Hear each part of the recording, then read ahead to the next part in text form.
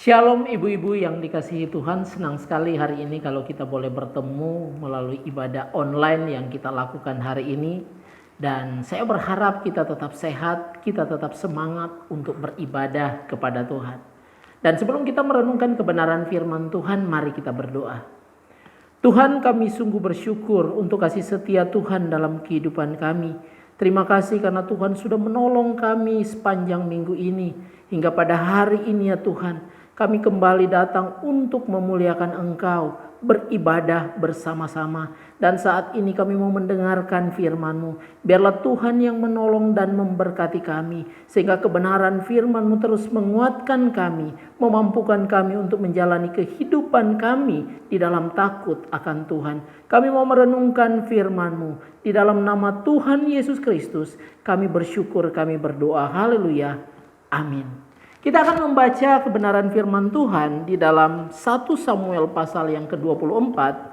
1 Samuel pasal 24 ayat 5 dan 8. Dan juga kita akan memperhatikan 1 Samuel 26 ayat 8 sampai 12.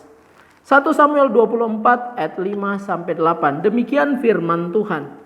Lalu berkatalah orang-orangnya kepada Daud, telah tiba hari yang dikatakan Tuhan kepadamu, sesungguhnya aku menyerahkan musuhmu ke dalam tanganmu, maka perbuatlah kepadanya apa yang kau pandang baik. Maka Daud bangun lalu memotong punca jubah Saul dengan diam-diam. Kemudian berdebar-debarlah hati Daud karena ia telah memotong punca Saul. Lalu berkatalah ia kepada orang-orangnya, dijauhkan Tuhanlah kiranya daripadaku untuk melakukan hal yang demikian kepada tuanku, kepada orang yang diurapi Tuhan, yakni menjamah dia, sebab dialah orang yang diurapi Tuhan. Dan Daud mencegah orang-orangnya dengan perkataan itu. Ia tidak mengizinkan mereka bangkit menyerang Saul. Sementara itu Saul telah bangun, meninggalkan gua itu hendak melanjutkan perjalanannya. Ibu-ibu yang dikasihi Tuhan, hari ini secara khusus kita akan berbicara di dalam tema penguasaan diri yang teruji. Berbicara tentang penguasaan diri itu sudah menjadi cerita yang kita tahu di dalam kehidupan kita. Dan yang menjadi pergumulan kita adalah banyak orang mampu menguasai orang lain. Namun sedikit bahkan semakin langka seseorang mampu menguasai dirinya sendiri. Dan ini menjadi pergumulan kita ketika kita melihat kebenaran firman Tuhan. Maka di sini ketika kita membaca firman Tuhan tadi, kita melihat kehidupan Saul dan Daud yang di sana. Dikatakan bahwa Saul sebagai raja dan dia tidak menyukai Daud. Karena orang memuji Daud melebihi dari orang memuji Saul. Maka iri hati, kedengkian, kebencian menjadi awal kehancuran dari Saul. Karena ia menunjukkannya kepada Daud. Dan kita melihat dalam kondisi seperti itu, seorang Saul, dia menguasai begitu banyak orang. Maka dia memilih 3.000 orang terpilih. 3.000 orang untuk apa? Untuk mengejar, menangkap Daud yang dia tidak suka itu. Sedangkan Daud sendiri, dia juga seorang pemimpin. Tapi dia pemimpin orang yang bermasalah. 400 orang mengikuti dia. Di sana ada orang yang sakit hati. Di sana ada orang yang dikejar hutang piutang. Dan di sana ada banyak orang yang dikatakan bahwa mereka sebagai orang-orang yang mengalami kesukaran. Itulah orang-orang yang bersama dengan Daud di dalam pelariannya. Maka kita melihat ketika dalam suasana seperti ini, Saul berusaha untuk mengejar Daud. Dan di sana berbagai macam cara Saul pakai untuk mendapatkan, untuk melenyapkan Daud. Bahkan anaknya sendiri pun diserahkannya menjadi istri daripada Daud. Supaya dia dengan mudah menghabisi nyawa dari Daud. Tetapi yang terjadi selalu berbeda. 3.000 orang mengejar, tak mampu menemukan Daud di mana dia berada. Tapi Daud punya peluang yang luar biasa untuk menghabisi nyawa Saul. Tetapi dia tidak melakukan. Maka kita melihat seorang Daud yang mampu membunuh yang namanya Goliat, orang Filistin yang sangat ditakuti oleh orang Israel. Tetapi ketika dia punya kesempatan untuk membunuh Saul, bahkan orang-orang yang mengikuti Daud mengatakan ini adalah kesempatan, Tuhan sudah menyerahkan musuhmu ke dalam tanganmu. Tapi apa yang dilakukan oleh Daud? Justru dia mendekati Saul ketika Saul sedang membuang hajat. Dan apa yang dilakukannya? Daud hanya memotong puncak dari jubahnya Saul. Maka itu memberikan satu gambaran. Kenapa dia tidak melakukan hal yang lebih daripada itu? Maka di sini kita melihat ketika kesempatan ada tapi dia tidak melakukannya, maka dia sedang berusaha untuk menguasai diri, menahan diri supaya dia tidak melakukan sikap yang tidak terpuji itu. Tetapi kita melihat juga di sisi lain, sebagai orang yang diburu, sebagai orang yang dikejar-kejar tanpa kesalahan dan diperlakukan dengan tidak baik, berkali-kali dilempar dengan tombak, tapi Daud selalu mampu menghindar. Tak ada rasa sakit hatinya kepada Saul. Malah dia begitu berhati. Maka ketika dia memotong puncak jubah dari Saul, dia begitu berdebar-debar. Ada apa? Mari kita melihat kenapa Daud memotong puncak jubah dari Saul. Di sisi lain memberikan pertanda bahwa Daud sudah punya kesempatan untuk membunuh dia. Namun berbicara puncak jubah itu memberikan pengertian bagi orang Israel. Musa menyuruh supaya orang Israel, untuk khususnya laki-laki, untuk membuat jubah yang ada jumbainya. Nah, jubah itu yang berwarna ungu sebagai tanda peringatan kepada 10 perintah Allah. Artinya jubah yang dipakai itu kemanapun pergi, maka orang Israel selalu mengingat perintah Tuhan. Kemanapun mereka melangkah, maka di situ mereka harus melakukan perintah Tuhan. Dan dikatakan juga bahwa puncak jubah itu memberikan gambaran tentang mereka orang Israel yang memiliki Tuhan yang berkuasa. Kalau kita membaca di kitab Ulangan tentang bagaimana mengajarkan anak berulang-ulang, maka perintah Allah itu dililitkan di lengan seseorang. Sehingga kemana-mana orang firman Tuhan itu ada di bawah-bawah. Dan Musa juga sekarang menyuruh bahwa di puncak jubah itu memberikan pengertian tentang dasatita atau 10 perintah Tuhan. Artinya mau digambarkan bahwa dimanapun, kapanpun, kemanapun engkau harus mengingat firman Tuhan. Engkau harus melakukan firman Tuhan. Jangan sekali-sekali mengabaikan. Sekarang Saul yang memakainya. Apakah dia tidak tahu firman Tuhan? Apakah dia tidak pernah mendengar tentang 10 perintah Tuhan? Yang jelas dia pasti tahu. Dia membawa tanda itu. Tapi saat bersamaan membawa tanda sebagai peringatan kepada dasatita. Tapi justru dia sedang berusaha untuk membunuh yang namanya Daud. Maka kita melihat dia membawa firman Tuhan kemana-mana. Tanda. Tapi dia sedang mau melakukan yang jahat. Memberikan satu gambaran bahwa tidak selalu orang yang tahu firman Tuhan. Tidak selalu orang yang membawa firman Tuhan. Tidak selalu orang yang bergumul dengan firman Tuhan hatinya benar di hadapan Tuhan. Maka di sini kita melihat justru Daud menunjukkan betapa luar biasanya dia menjaga hatinya untuk tidak melakukan hal yang jahat kepada Saul. Maka dikatakan Saul memperlakukan Daud sebagai musuh, tapi Daud memperlakukan Saul sebagai orang yang diurapi Tuhan. Kita melihat di sini. Di dalam 1 Samuel pasal 24 ayat 7 dan 1 Samuel 26 ayat yang ke-9 sampai ayat yang ke-10. Di situ dikatakan bagaimana teman dari Daud ingin membunuh langsung Saul. Tapi malah Daud berkata, kiranya dijauhkan Tuhan itu kepadaku untuk melakukan hal itu. Tak ada kebencian bagi seorang Daud kepada orang yang memusuhinya. Tapi justru dia melihat bahwa dia adalah orang yang diurapi Tuhan. Maka di sini mau mengingatkan kita, menyadarkan kita bagaimana kita memandang sesama kita orang percaya.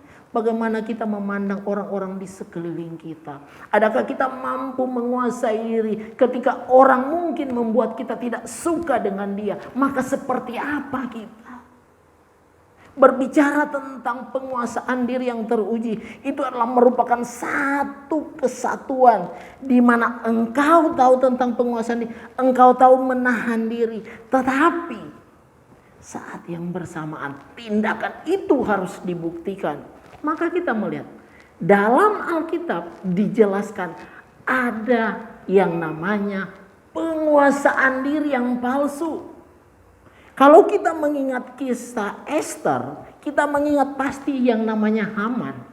Haman dia diangkat oleh Ahasveros menjadi orang yang hebat di antara pembesar-pembesar. Maka dia begitu bangga.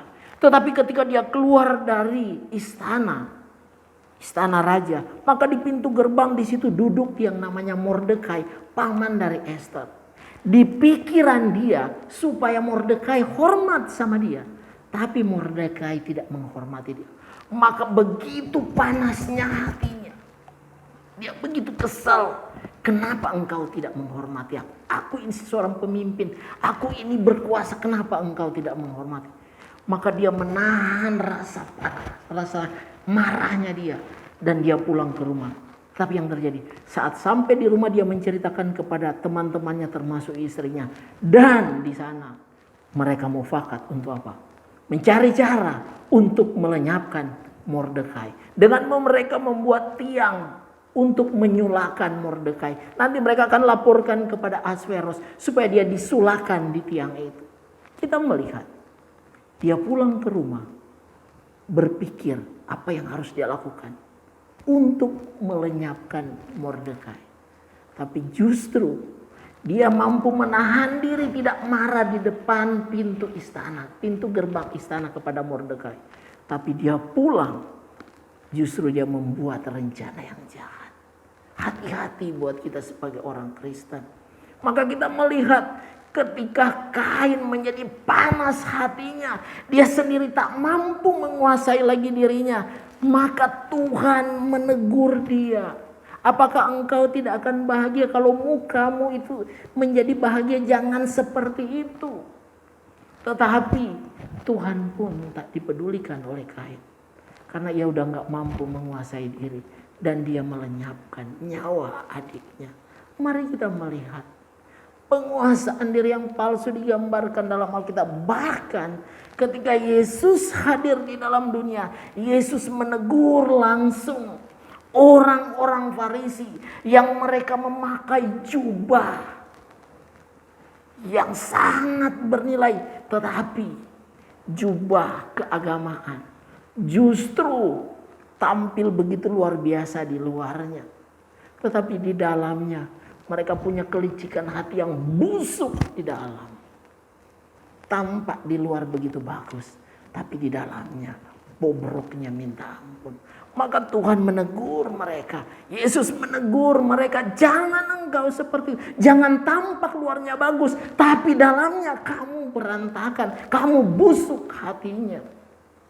Ini mau mengingatkan kepada kita sebagai orang yang percaya, khususnya kita sebagai ibu-ibu yang sedang mendengar firman Tuhan. Maka tahulah kita, hati kita seperti apa di hadapan Tuhan. Betapa sulitnya untuk mampu menguasai diri. Dan saya mau katakan buat kita semua, tidak ada satupun manusia yang mampu menguasai dirinya sendiri. Nggak usah kita berpikir bahwa kita hebat. Nggak usah kita berpikir bahwa saya sudah lama menjadi orang Kristen. Bahkan saya sebagai pembicara, sebagai pengkhotbah, jangan pikir saya mampu untuk menguasai diri. Saya tidak akan pernah mampu. Lalu untuk apa kita membahas kebenaran firman Tuhan ini? Di sini kita mau melihat bahwa sesungguhnya ketidakmampuan kita, ketidakberdayaan kita, justru di situ mau mengatakan kepada kita, kita butuh Tuhan dalam hidup ini untuk menolong kita supaya kita mampu menjalani hidup ini. Maka ketika teman-teman dari Daud, mereka bilang kita akan melenyapkan dia. Kalau kita membaca di pasal yang ke-26, mereka akan membunuh yang kedua kali untuk Saul. Tapi justru Daud menghalangi mereka. Dan Daud berkata, jangan bunuh dia. Biarkanlah Tuhan yang membunuhnya. Kita nggak tahu dengan cara apa Tuhan akan membunuh dia. Mungkin dengan sakit atau mungkin dalam peperangan. Dan akhirnya mereka tunduk taat dalam setiap perkataan dari Daud. Daud mampu menguasai dirinya. Daud mampu menguasai orang-orang yang di sekitarnya, yang punya rencana yang tidak baik untuk melenyapkan Saul. Berbeda dengan Saul. Maka ketika Saul tahu bahwa Daud tidak membunuh dia berkali-kali, maka Saul berkata, benar, sekarang aku tahu bahwa Tuhan menyertaimu Daud anakku. Aku tahu bahwa Tuhan bersamamu. Tetapi ketika Saul berkata seperti itu, apakah Saul berubah? Apakah Saul menjadi menyukainya? Tidak. Saul tetap berusaha berjuang untuk membunuh Daud. Hati yang telah dibungkus oleh dosa, kebencian, membuat dia tak peduli sekalipun dia tahu kebenaran. Dia sudah berkata, Tuhan, aku tahu Tuhan menyertai. Tapi toh dia tetap berusaha untuk membunuh. Sampai akhirnya hanya Saul mati di medan perang. Dan matinya mati bunuh diri. Sungguh ironis. Tapi itulah yang terjadi. Tapi kita melihat bahwa penguasaan diri yang teruji itu harusnya menjadi kekuatan bagi kita di dalam kita menjalani kehidupan ini. Maka kita melihat ketika Yesus mau ditangkap, ketika Yesus selesai berdoa di Taman Getsemani dan pas paginya dia mau ditangkap, apa yang terjadi? Mari kita melihat. Ketika Yesus mau ditangkap, datang prajurit-prajurit, penjaga-penjaga bait Allah, tentara-tentara Romawi mau datang menangkap Yesus. Kemudian apa yang dikatakan oleh murid-murid Yesus? Kalau kita membaca di Lukas pasal 22 ayat 49 dikatakan, ketika mereka datang yang bersama-sama dengan Yesus melihat apa yang akan terjadi, berkatalah mereka, Tuhan, mestikah kami menyerang mereka?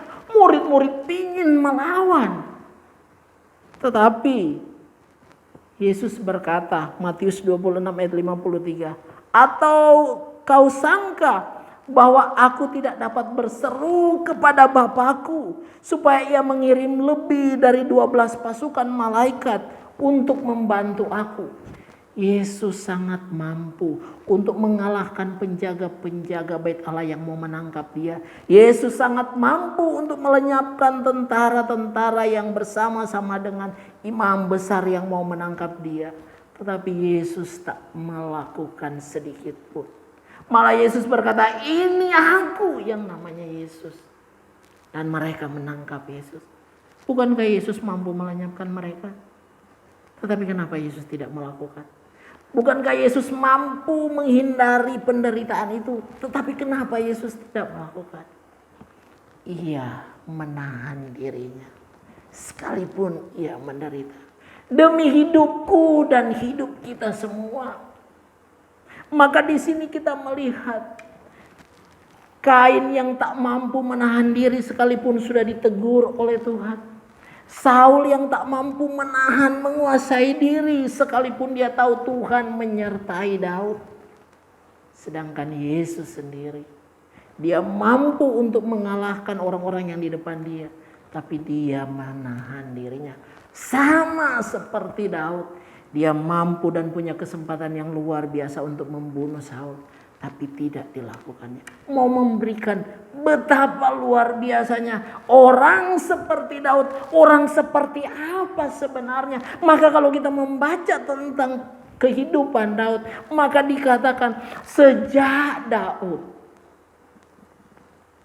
diurapi oleh Samuel, maka roh Allah menaungi hidupnya. Maka kemanapun dia pergi dibuat Tuhan berhasil. Termasuk menguasai diri adalah pekerjaan roh Allah di dalam hidupnya. Maka kita melihat ketika kita membaca di dalam apa yang disampaikan oleh Rasul Paulus.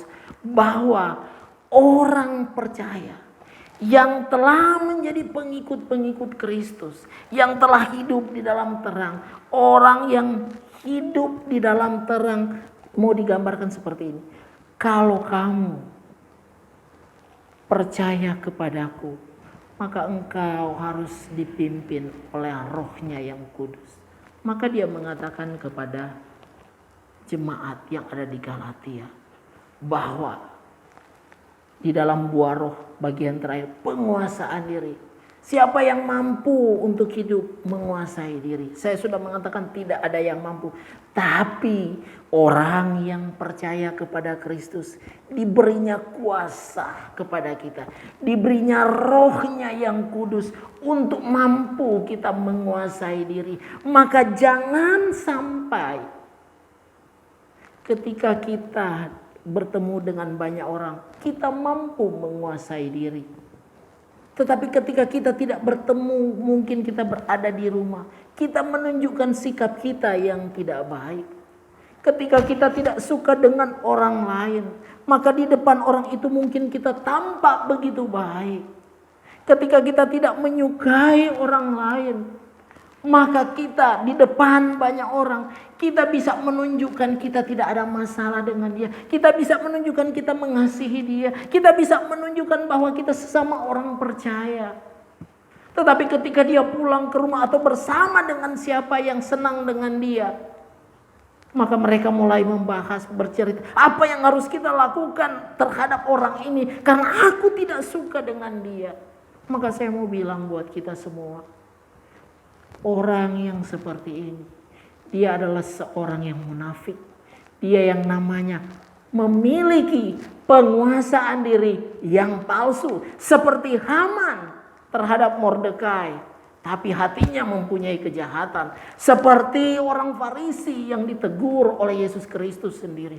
Tampak luar biasa bagusnya jubah yang dipakai. Tapi di dalamnya busuknya setengah mati. Hati-hati buat kita sebagai orang yang percaya. Jangan sampai kita hidup seperti itu. Maka orang yang menguasai diri, artinya penguasaan diri yang terpuji. Yang pertama, orang itu akan bertindak tepat dalam segala keadaan. Sekalipun dia punya kesempatan untuk membalas, dia tidak melakukannya. Sekalipun dia punya kesempatan untuk benci kepada orang itu, tapi dia tidak melakukannya. Sekalipun dia mungkin tersakiti, tapi dia tidak melakukan. Mengapa? Karena dia tahu bahwa Tuhanlah yang menolong dia. Karena tidak ada arti apa-apa. Tidak akan membuat kita menjadi lebih hebat ketika kita benci orang lain. Tidak akan membuat kita lebih hebat ketika kita merasa kita lebih hebat dari orang lain. Karena penguasaan diri yang ditunjukkan oleh Allah adalah mau menunjukkan bahwa kita selalu bertindak tepat dalam segala keadaan. Yesus mampu untuk melawan orang-orang yang akan menangkap dia, tapi dia tidak melakukannya. Karena dia tahu apa yang menjadi tujuannya hadir dalam dunia, menyelamatkan kita semua.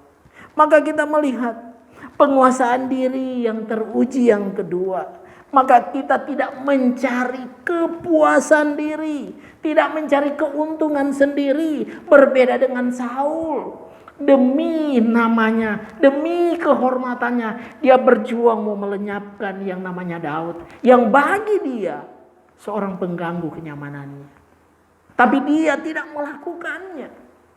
Maka di sini kita melihat tidak mencari kepuasan atau keuntungan diri sendiri. Itu lagi berbicara seperti Yesus bilang, kalau kamu mau ikut aku, pikul salib. Kita terus berjalan bersama dengan Tuhan. Dan semakin kita mengikut Tuhan, kita semakin menyakiti diri kita sendiri. Semakin kita ikut dengan Tuhan, semakin kita mau hidup benar, semakin menyakiti diri sendiri. Karena apa? Karena kita mau meniadakan keinginan-keinginan kita yang tidak sesuai dengan keinginan Tuhan. Maka kita butuh penguasaan diri. Dan penguasaan diri itu hanya mampu terjadi kepada orang-orang yang dipimpin oleh Roh Allah. Maka kita melihat hal yang ketiga, penguasaan diri yang teruji adalah tidak menyakiti orang lain. Yesus mampu untuk menyakiti orang-orang yang ada di sekitar dia, tapi dia tidak melakukan. Dia bisa membiarkan murid-muridnya menyakiti orang-orang yang akan menangkap dia, atau bisa juga murid-muridnya tersakiti bahkan mati, tapi Yesus tidak melakukannya. Dia membiarkan dirinya. Demikian juga dengan Daud. Daud begitu mampu untuk melawan yang namanya Saul dan orang-orang yang bersama dengan Saul. Tapi justru tidak dilakukannya.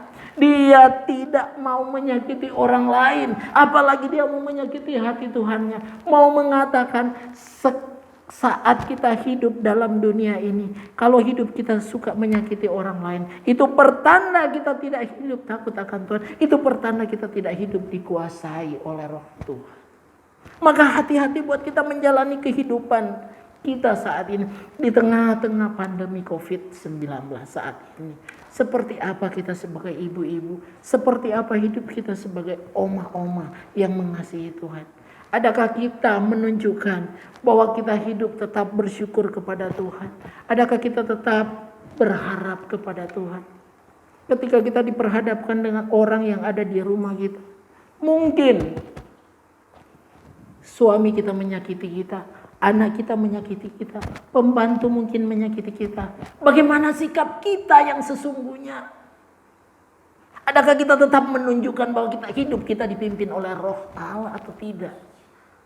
Orang yang dipimpin oleh Roh Allah, sekalipun itu pembantu, dia akan tetap bersikap dengan tepat, memperlakukannya sebagai manusia ciptaan Tuhan, apalagi sesama orang yang percaya. Demikian juga dengan suami dan anak-anak. Mungkin ada hal yang tidak baik yang mereka lakukan, yang membuat kita kecewa, bahkan kita menangis karena tersakiti. Tapi apakah kita akan bertindak membalas hal itu? Kita tidak akan melakukannya.